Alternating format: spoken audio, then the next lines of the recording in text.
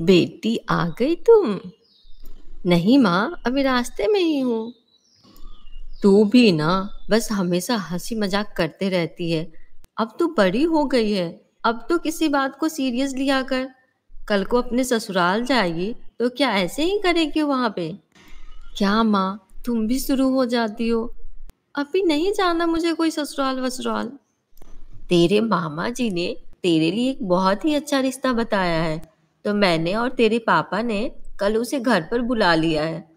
कल वो लोग आ रहे हैं तुझे देखने, तो तू तैयार हो जाना। नहीं माँ, अभी आपने क्यों बुला लिया और मुझसे पूछा भी नहीं?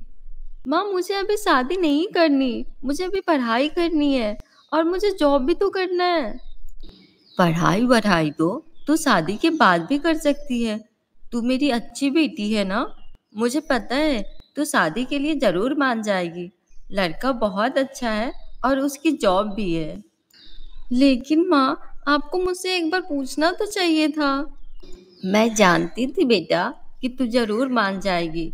तू हमारी बात नहीं काटेगी। अपनी माँ की बातें सुनकर राधिका गुस्से से अपने कमरे में चली जाती है।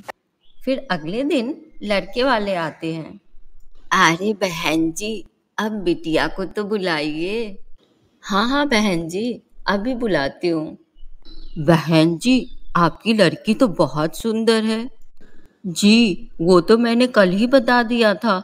हमारी बेटी सर्वगुण संपन्न है। इसमें कोई कमी नहीं है। हाँ भाई साहब, आपने बिल्कुल सही कहा। तो हम क्या रिश्ता पक्का समझे? हाँ हाँ बहन जी, क्यों नहीं। हम कल ही शादी की तारीख निकलवाएंगे। शादी की तारीख की बात सुनकर राधिका बहुत डर जाती है, क्योंकि राधिका पढ़ना चाहती थी, पर अब उसे अपना करियर डूबता हुआ नजर आ रहा था। अब मैं क्या करूं? मुझे तो पढ़ाई करनी है, फिर जॉब भी करनी है, शादी तो बिल्कुल भी नहीं करनी। मुझे एक बार माँ से बात करनी चाहिए। यही सोचकर राधिका अपनी माँ के पास जाती है और कहती है, माँ, ये सब बहुत जल्दी नहीं हो गया क्या? मुझे थोड़ा समय चाहिए। ना ही मैं उस लड़के को जानती हूँ और ना ही वो लड़का मुझे जानता है। बेटा, तुझे इतना सोचने की कोई जरूरत नहीं है। वो लड़का बहुत अच्छा है और हर किसी की शादी ऐसे ही होती है। मैं भी तो तेरे पापा को नहीं जानती थी। उससे कुछ नहीं होता। तू बस खुशी खुशी अपनी शादी की तैयारियां कर। लेकिन माँ, मेरी बात तो सुनो। मुझे अभी शादी नहीं करनी माँ। तू अपनी बकवास बंद कर और अपने कमरे में जा। मुझे बहुत सारा काम है। मुझे परेशान मत कर। राधिका की माँ ने राधिका की कोई बात नहीं सुनी और अगले दिन राधिका की शादी की तारीख भी पक्की हो गई। शादी की तारीख पक्की होते देख राधिका डर जाती है। अब मैं क्या करूंगी? मेरा तो जॉब करने का सपना था और आगे पढ़ना भी चाहती थी, पर माँ ने इतनी जल्दी जल्दी रिश्ता तय कर दिया, मुझे तो सोचने का भी मौका नहीं मिला।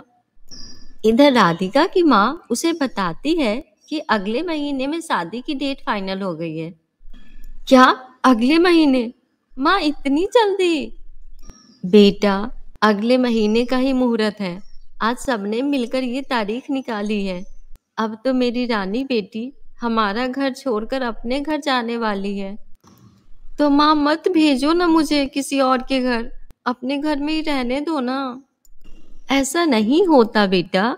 हर लड़की को शादी करके ससुराल जाना ही पड़ता है। राधिका के ना चाहने से क्या होता है? उसे शादी के लिए तैयार तो होना ही पड़ा। अब शादी के दिन करीब आ रहे थे।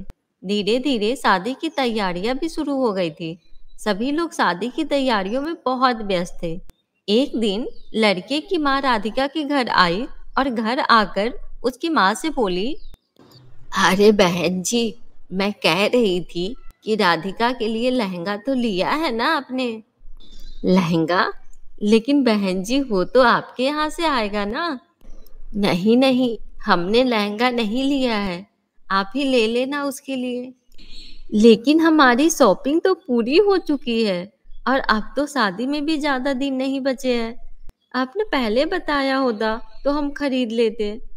हाँ, तो नहीं खरीदा है तो अब खरीद लीजिए ना। अब बता रही हूँ ना, लहंगा तो आपको ही लेना पड़ेगा बहन जी। ऐसा कहकर लड़के की माँ वहां से चली जाती है। इधर राधिका सारी बातें सुन रही होती है। फिर वो अपनी माँ के पास आकर कहती है, माँ आपने देखा इस बुढ़िया को, कितनी अकड़ थी इसके अंदर। माँ ऐसी जगह आप मेरी शादी क्यों करना चाहती है? अरे नहीं बेटा, इनके यहाँ ऐसा ही होता होगा। तू मेरे साथ चल, हमें तेरे लिए लहंगा भी तो लेना है। अगले दिन दोनों लहंगा लेने के लिए निकल ही रहे होते हैं। तभी अचानक से तेज बारिश होने की वजह से वो लोग बाजार नहीं जा पाते। अरे बेटा, आज तो मैं काम कर कर के थक गई। अब शादी की सारी तैयारियां तो हो गई है, बस तेरा लहंगा लेना ही रह गया है। लेकिन ये बारिश भी ना। कोई बात नहीं माँ, हम कल चल लेंगे। अरे देख बेटा, न्यूज में दिखा रहा है कि तेज बारिश के कारण सारी दुकानें बंद रहेगी। अब हम लहंगा कहाँ से लेंगे? आप इतना चिंता मत करो माँ, कुछ ना कुछ तो हो ही जाएगा। शादी नजदीक आ गई, लेकिन राधिका के लिए कोई लहंगा नहीं मिल पाया। शादी की एक रात पहले घर में सारे लोग परेशान थे। तभी अचानक से एक लड़की आती है और कहती है, मुझे लहंगा बनाना बहुत अच्छी तरह से आता है। मैं राधिका के लिए बहुत अच्छा लहंगा बना सकती हूँ। कृपया मुझे एक मौका दीजिए। क्या सच में आप लहंगा बना सकती हैं? लेकिन आप हैं कौन? वो सब मैं बाद में बताऊंगी। पहले तुम्हारे लिए लहंगा तैयार करना ज्यादा जरूरी है। चलो, मुझे अपने कमरे में ले चलो। उसके बाद राधिका उस अनजान लड़की को लेकर अपने कमरे में जाती है। अंदर जाते ही वो लड़की परी के रूप में बदल जाती है। फिर वो परी राधिका से कहती है, राधिका, मैं एक परी हूँ। मैं कुछ दिनों से तुम्हें देख रही हूँ। तुम लहंगा को लेकर बहुत परेशान हो, पर अब तुम चिंता मत करो। मैं तुम्हें एक जादुई लहंगा देती हूँ। क्या? जादुई लहंगा? हाँ राधिका, ये लो। ये एक जादुई लहंगा है। तुम्हें इसकी जरूरत पड़ेगी। इस लहंगे की खासियत ये है कि तुम अगर इससे किसी को सजा देने के लिए कहोगी तो ये जरूर देगा। ठीक है राधिका, अब मैं चलती हूँ, पर मैं तुमसे मिलने फिर आऊंगी। इतना कहकर वो परी वहां से गायब हो गई। राधिका उस लहंगे को लेकर बहुत खुश थी। और अब राधिका की शादी का दिन भी आ गया। सभी लोग काम में बहुत बिजी थे। राधिका उस जादुई लहंगा को पहन कर आई। वो उस लहंगे में बहुत सुंदर लग रही थी।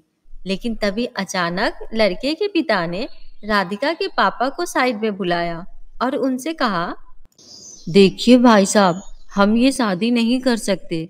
हम ये शादी तभी करेंगे जब आप हमें 10 लाख रुपए कैश देंगे। आप ये कैसी बातें कर रहे हैं भाई साहब? मैं इस वक्त 10 लाख रुपए कहाँ से लाऊंगा? वो सब मुझे नहीं पता। अगर आपको अपनी बेटी की शादी करनी है तो आपको ये पैसे देने ही होंगे, तभी ये शादी होगी। राधिका पास में ही खड़ी होकर ये सारी बातें सुन रही थी। तभी उसे अचानक से अपनी लहंगे की जादुई होने की बात याद आती है। तभी राधिका लड़के के पापा के पास जाती है और कहती है, आप ये क्या बकवास कर रहे हैं? आपकी हिम्मत कैसे हुई मेरे पापा से इतने पैसे मांगने की? अरे, आपकी बेटी तो बहुत ही बदतमीज है और आप इस लड़की की शादी हमारे घर में करवाना चाहते थे। बदतमीज मैं नहीं, बदतमीज आप है। मेरे पापा से बदतमीजी करने की हिम्मत कैसे की आपने? और आप अपने बेटे को 10 लाख में बेच रहे हैं? इतनी कम कीमत लगाई आपने अपने बेटे को। इससे महंगा तो हमारे घर का डॉगी है। इतना कहकर राधिका अपने जादुई लहंगा से बोली, जादुई लहंगा, इन्हें हवा में गोल गोल घुमाओ। तभी जादुई लहंगा उन्हें जोर जोर से घुमाने लगा। अरे नहीं, अरे नहीं बेटा, मुझे नीचे उतारो, नीचे उतारो मुझे। आप तब तक ऐसे हवा में घूमते रहेंगे जब तक आप मेरे पापा से माफी नहीं मांग लेते। हाँ हाँ भाई साहब, मुझे माफ कर दीजिए, प्लीज माफ कर दीजिए मुझे। फिर राधिका ने जादुई लहंगा से बोलकर उसे नीचे उतरवाया। उसके बाद वो सभी लोग दुम दबाकर वहां से भाग गए। फिर वहां पर परी आ गई। अरे राधिका, तुमने बहुत अच्छा किया। मैं जानती थी कि तुम्हें इसकी जरूरत पड़ेगी, इसलिए मैंने तुम्हें ये लहंगा दिया था। दहेज ना तो देना चाहिए और ना ही लेना चाहिए। अगर सभी लड़कियां तुम्हारी तरह हिम्मत वाली हो जाए तो ये समस्या तो जड़ से ही खत्म हो जाएगी। आपको बहुत बहुत धन्यवाद परी जी। अब ये लहंगा मुझे नहीं चाहिए। शायद ये किसी और लड़की के काम आ जाए। आप इसे ले जाइए। उसके बाद राधिका वो लहंगा परी को दे देती है और वो परी लहंगा लेकर वहां से चली जाती है। अब राधिका बहुत खुश थी और वो अपना सारा ध्यान पढ़ाई पर दे रही थी और उसके माँ पापा भी उसे शादी के लिए परेशान नहीं करते। हेलो दोस्तों, तो कैसी लगी आप सभी को हमारी ये कहानी? अगर पसंद आई हो तो वीडियो को लाइक कर देना और चैनल को सब्सक्राइब करना मत भूलना। Thank you.